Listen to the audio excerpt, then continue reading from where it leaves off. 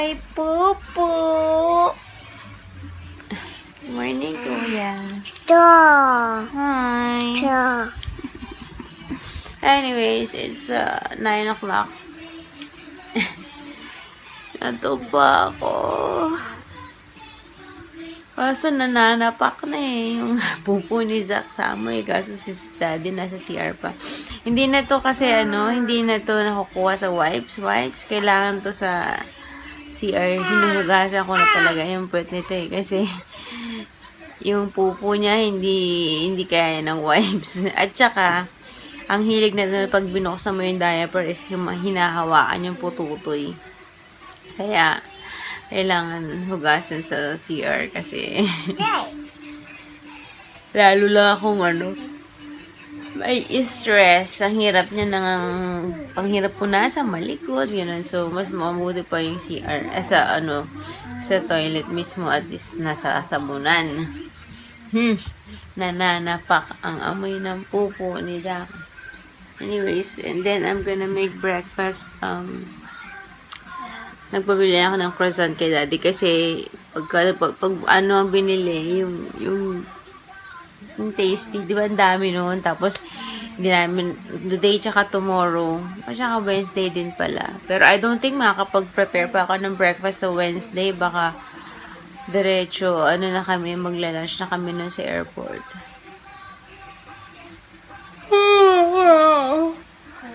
Croissant na yung pinabili ko para mas madaling maubos. And then, egg and cheese as usual. Ay, nako. Tinatamad ako. Kagabi sabi ko mag-start na ako mag-empake. Pero, ang naganap, nag-finalize ako ng mga kailangang i-print. May mga ginawa pa akong para sa candy buffet. So, yun ang mostly ginawa ko. Takot kasi ako, baka may makalimutan ako. Kaya, so, kailangan today mag-start na ako talagang mag-empake. Pimple ko, lumabas to I have my period. Lumabas to the other day nung mag-start na rin yung period ko. Dati naman, hindi ako pinipimple pag magkakaroon. Anyways, nag-text na si daddy at tapos na daw siya.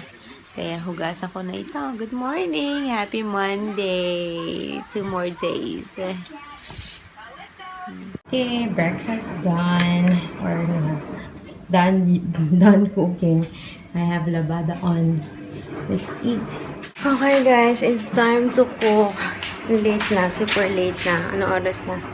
Mag-aalas 11. Dahil ang aming landlady ay dumalaw. Hot choco kanina, medyo makulimlim, parang uulan, kaya sabi ko mag-hot choco ko. Pero ngayon hindi na, maaraw na, pero nainit ko na yung tubig, so why not choc na. Anyways, ayun na nga, dumaan si landlady. And, like I mentioned, medyo machika siya. Wait lang. Pagka pumupunta dito si landlady, ang usual topic namin, sa church. Kasi active si landlady sa church niya. Pero hindi ko alam kung anong religion. Kasi niyayaya kami. Pero syempre, di ba, personally, I want to stay Catholic.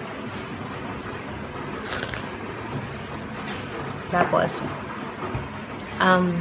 yung pagtatrabaho ko, bother si auntie.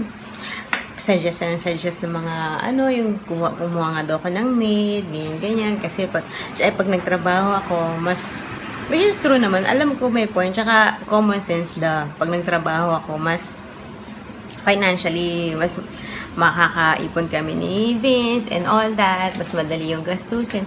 Pero syempre, sinabi ko na lang it's not easy to find someone to trust with your kids with, diba? Hindi naman ganun kadali.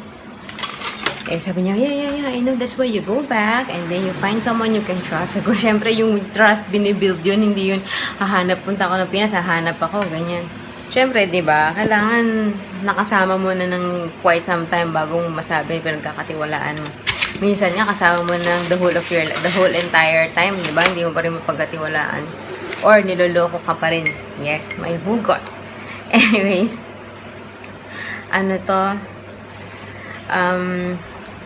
Ayun, nagsasuggest siya ng mga ganito, anong gagawin ko, pagkuha ng maid, huwag nga daw akong dumaan sa agency, magdiretso ako. Pero at the moment, wala pa nga sa isip, wala pa sa isip ko yun, kasi hindi ko parang kaya na ipagkatiwala kanino yung sila Zeb, hindi si Zach. Tapos, as much as possible, gusto talaga maging hands-on, lalo na pag nag-study. So, we'll see with daddy. Anyways, dumaan siya and meron na naman siyang dalang, every time pumunta siya dito, may dala siyang jelly. Gawa niya ito. Tapos ngayon may pasalubong siyang mga macarons. Yun, na nakalagay sa Milo na lunchbox. Ito din, gawa ng, daw to, Filipino-Chinese couple na nagtatrabaho. Hindi niya maalala kung saan restaurant pero yun, nagbe-bake ng mga ganto-ganto. So, yan. And then, chocolates din para kay Lazeb. Mabait naman si auntie. Wala akong wala akong, tikman niya natin. Ladies. Gula melaka daw to. Wala akong kay auntie. Reklamo, mabait yung sa mabait. Yun lang yun sa pag-push niya sa akin sa pagtrabaho ko. Doon ako hindi masaya. Daig pa talagang nanay ko. Or, kung sino ma'am. Parang ganyan kadali lang na magpakatiwala ng ibang tao sa yung anak ko. Parang ganyan lang ba kadali pagkatiwala yung anak mo sa ibang tao. Anyway. Masarap yung fairness. Luto na ako. Today's ulam is almondigas. Wala akong maisip And may miswa pa ako dyan. Guys. Almost done. Hang on. Almost 12 o'clock na. Sampay na ang aking labada. And itong aking miswa, I think almost done na rin to. Ano na lang. Konting kulok. Yeah. Feeling ko super dami. Anyway, Ginit.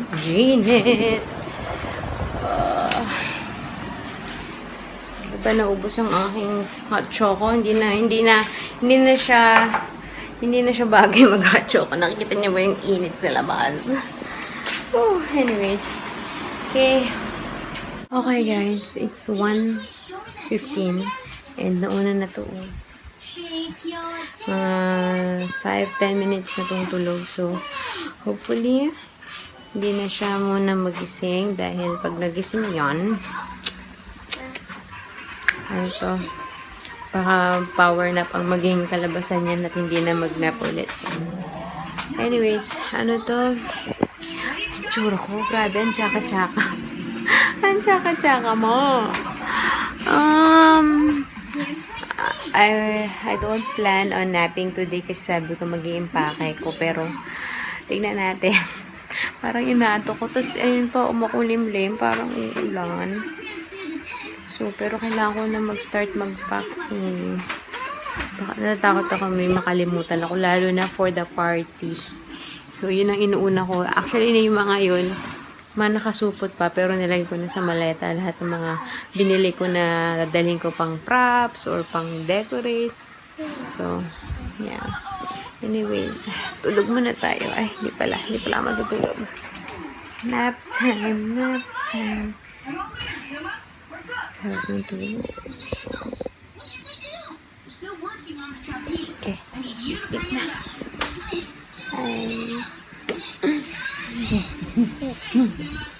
Anong nangyari sa pag-iimpake?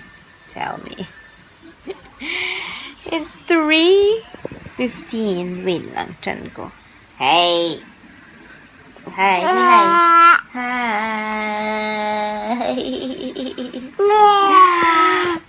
Ang aga nila natulog. Ang aga din nalang nagising.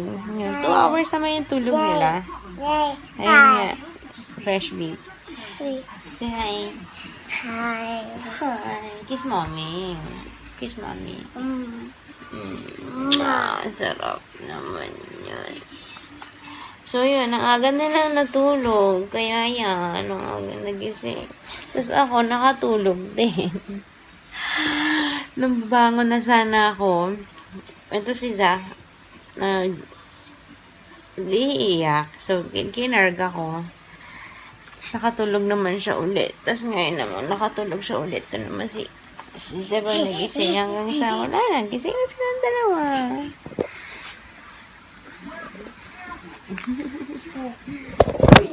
Ayan. So, wala na naman naganap na impake. Either ngayong hapon o mamayang gabi. Kasi pag naging pake ako ng gising sila, manggugulo lang tong mga to. Hello, why? Say hi. Hi, flying kiss. Very good. I love you. Say please. Please. Usus, pasikat ka today, ah. We wish you a Merry Christmas. We wish you, shake, a Merry Christmas. Shake, shake, shake. We wish you a Merry Christmas. Mag-ngaroling tayo. Mag-ngaroling kami ni baby. And a Happy New Year. Jingle bells, jingle all the way. Oh, what fun it is to ride in a one-horse open sleigh. Hey, wala ka naman sa tono. Nakakairita yung pimpin ko. Ano yun? What? What are you looking for? Ada. Tikman natin guys ang dalang macaron. Macaron ni auntie kanina. Ito muna. Napakita ko ba sa inyo yung setup? I don't think so. Dun sa labas. Wait, let me show you. Jajan! Ayan na ang bagong play area nila, Zeb. Kasi nga, inalis na to from the other room. Dahil din mag-stay yung parents ni Vin. So, nilabas na lang ni Daddy dyan. So, nag-move ang mga gamit-gamit. So, yeah. Super, ano nga lang, super mainit. Lalo na at this hour. Mainit maglaro dyan. Tapos, wala pang electric fan. Meron kami ito yung dati namin electric fan sa kwarto, 'di ba? Nilagay na dito sa kusina kasi ang init din dito pag nagluluto. So yun, anyway, tikman ko muna tong aking macaron.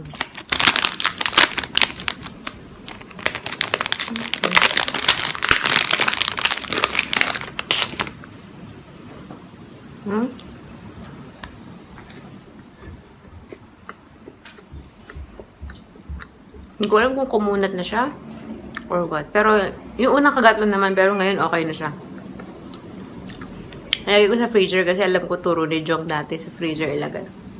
Para mas tumagal. Yeah. Pero hindi ko masabi ko ng flavor to. Ano kayong flavor to? Lavender. Masarap. Mag-isip pa ako ano yung meriendahin namin eh. Wala na. Yung croissant, dalawa na lang yan. For tomorrow na yan. Yeah, we'll see. This is Pirate Zeb! You're a pirate? What does a pirate say? What does a pirate say? Uh-oh. Hindi na naman si Zach sumasagot. Zach, where's the crescent? Where's the crescent? Turo-turo. Kala mo, alam yung tinuturo niya. Ang likot ni Zeb. Almost there. Zach, where's the crescent? Yeah, that flower's a crescent. There. Hi. Who wants to go to the playground? I do. Do you want to go to the playground, Zach? No? You don't want? Oh, we're gonna leave you here?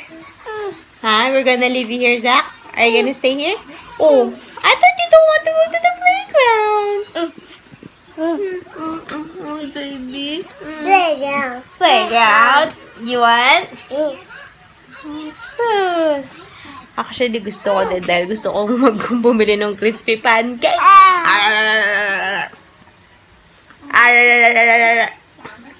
Pati siopaw na rin. It's already 5:10. Ang init pa sa labas eh, pero para baka masyado namang mabusog sa pag kumain kami ng Pag lumabas kami ng late, tapos saka kami magmemorienda, masyado mabusog at hindi makain ng dinner. So, aray ko naman yan. Sige, sige.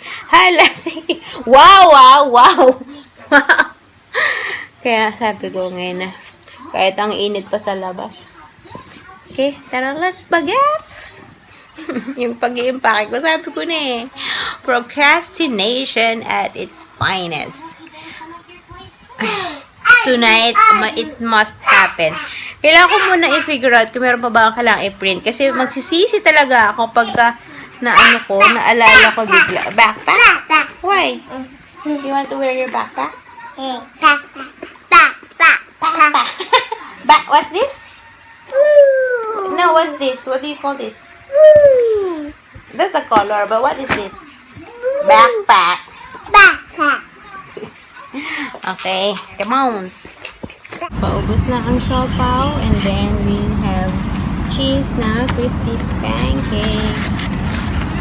Yummers. Mazak.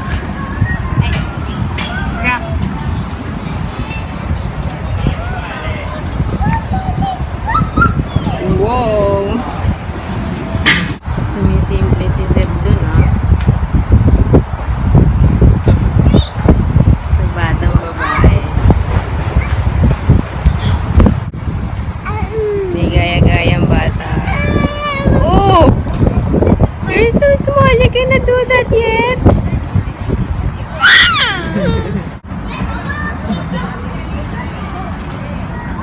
Hi.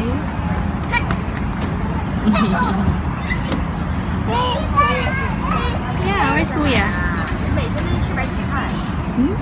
Oh, be careful.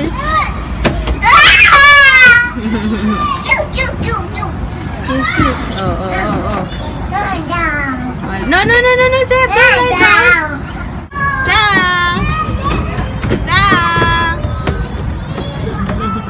Oh. Zang. Hi.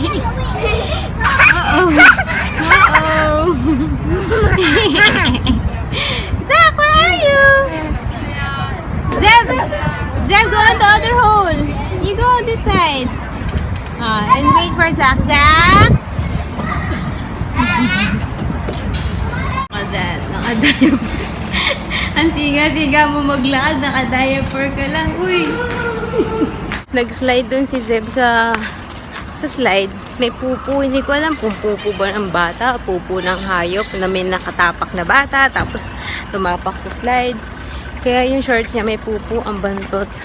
Kaya nabarang ko, sabi ko malinis to take a bath. Zeb, come on! Bath time! Mamumula ka pa. Adugudugudu!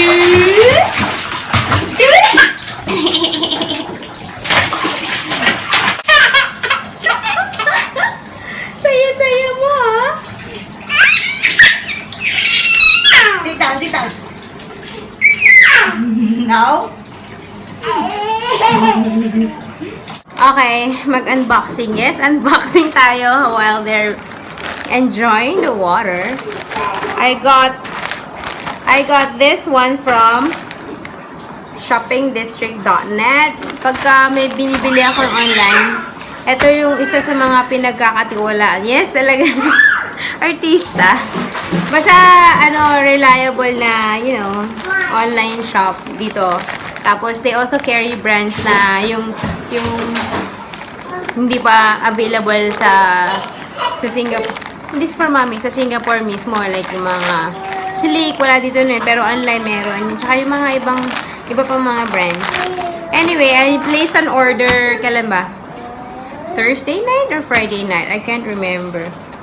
For a concealer, kasi nga, diba, if you watch my vlogs or yung mga latest tutorial ko, tayo naghihinga na yung concealer ko. And,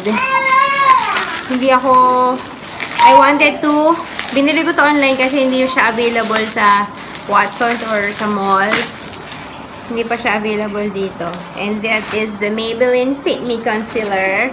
Meron itong Maybelline Fit Me na powder, at saka yung foundation stick, at saka, ano ba, yun lang. powder and foundation stick. Pero tong concealer, hindi pa nila kinikerry. So, and this time around, I decided to go, yung ginagamit ko before is medium shade. Is almost the same color as my foundation. So, hindi ko sobrang makita yung highlighting. Pag nakita nyo, hindi naman todo-todo dark eyes or dark under eyes yung mata ko. Except na lang talaga pag sobrang puyat. Zeb Gavin! Pero, ayun. Kasi gusto ko yung effect na highlighted talaga yung ilalim ng mata ko. So, I decided to get one shade lighter, which is the light. So, crossing my fingers, this will work out on me. Kung hindi, I don't know kung paano na. Kasi yung medium talaga, parang halos kakulay lang ng foundation. Wala akong masyadong nakitang highlighting effect sa under eye. So, yeah. Yun lang. Kala mo ang dami kong i-haul, no? Isang piraso. This is $9. And then, free shipping. Ayun. Magkano ba to? $9. So, 300 din. Nakakahinayang. Pero, mura na to kasi yung isa pang pinag-isipan ko yung Maybelline, yung mineral concealer. Dating-dati pa yun din yung gamit ko. Yung ginagamit ni Raze, it's, magkano ba dito? $12.90 or $15.90? Basta, lahat ng concealer, mamahal. Ito, mura na tong $9. Anyway, so, tapusin ko na itong dalawa. And then, tatakasin ako ng ligo. Is ano pa lang naman, magsi-7 pa lang. So, after ligo, kain. Hi guys! 8:30 na. And done na kami mag-dinner and all. Si Zach nga tulog kasi ang aga niya nagising from nap, 'di ba? So, kanina nag-aalburuto na. Napatulog na ni Daddy. And now, I'm going to Parkway to get yung picture na pinaprint ko, and then I'm gonna go to Starbucks din para gamitin yung credit ko sa SB card kasi isoli ko na sa sister-in-law ko yung card niya. At saka kukunin ko yung 1-for-1. Meron akong 1-for-1 reward. So, yeah. Hi guys, I'm back home. Alas 10 na. Let's do a quick haul, shall we? Although hindi ako nag-grocery kasi 1, may natira pang almondigas na ulam today.